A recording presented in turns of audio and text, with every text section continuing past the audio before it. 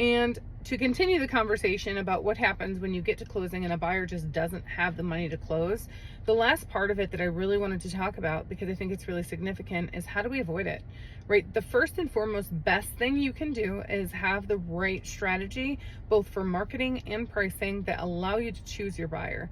And to choose your buyer, what it means is you have to create multiple offers. A lot of people don't understand that pricing oftentimes lower is what actually makes you sell higher, and along with selling higher, gives you the leverage to choose your buyer, right?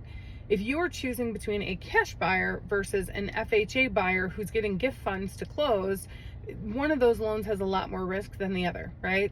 A cash buyer, the only benefit, and it's funny because sometimes people come in with cash and they think they can pay less because of it. Very seldom is that leverage for anybody, because what matters to the seller is what's in their pocket at the finish line. So, and what's in their pocket at the finish line doesn't change based on how you pay for the house.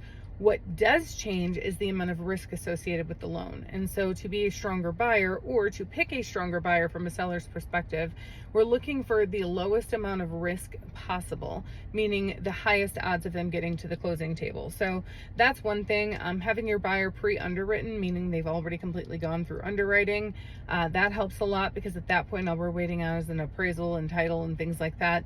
And there are a few other things that can be done, but they're all circumstantial. And it's one of those things that, like, same as when I sit down with a client and do a consultation, I can give you all the possible information up front for a basic transaction, but there's a lot of ifs, ands, and what ifs that happen throughout a transaction, which is why you need a professional to help you navigate it. Because having done a lot of transactions, I have the foresight to watch for things before they happen, and oftentimes we solve those things before you even know about them, right?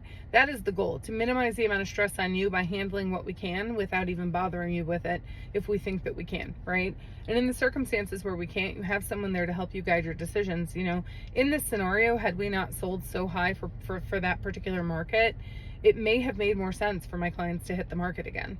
It's hard to say, right? Based on every transaction being different. That didn't happen for us. Therefore, we worked with the decision that we did have, or the options that we did have, to create the best result that we could for my client. And that is what you need a realtor for.